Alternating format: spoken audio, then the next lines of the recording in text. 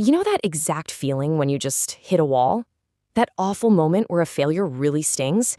Maybe it's a bad grade, a painful rejection, or some massive life setback that, in the moment, just feels like absolutely pointless suffering. I mean, we've all been there, right? It is a completely universal experience. But what if we completely flipped the script? What if that exact pain you're feeling right now wasn't a barrier at all, but literally the raw material for your greatest strength? Today, we are taking a really close look at a deeply resonant phrase that's been catching fire and inspiring thousands of people online. Built by pain, driven by purpose. So welcome to This Explainer. I am incredibly excited to guide you through this today. We are going to take this viral motivational concept, which is often dubbed the warrior mindset, and we're going to elevate it. We're breaking it all down from a catchy internet soundbite into a profound, actionable psychological framework. Because whether you're a student, a teacher, an athlete, or just someone navigating a particularly tough season of life right now, This Explainer is going to show you exactly how to transform your struggles into highly focused momentum. Here is our quick roadmap for the explainer today. We'll start with the warrior mindset, then look at being built by pain, followed by driven by purpose. Then we'll cover applications in education, and finally 4 steps to progress. Let's dive in. Part 1. The Warrior Mindset, Setting the Stage.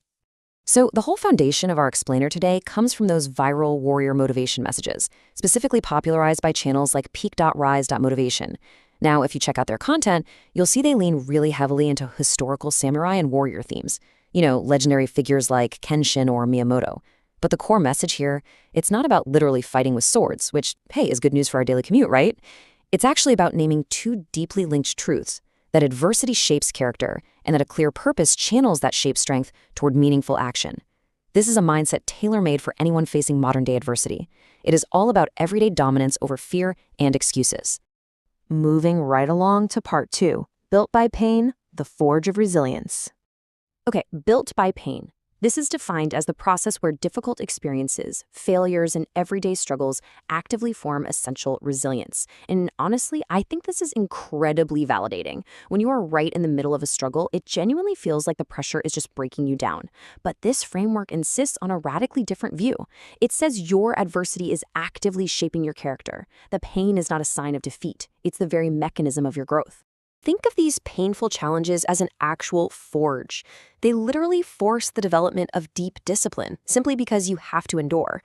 They construct the raw materials of your future capabilities by building a solid foundation of skills, because navigating difficulty requires you to learn. And finally, they yield an entirely new perspective. Pain acts as the forge,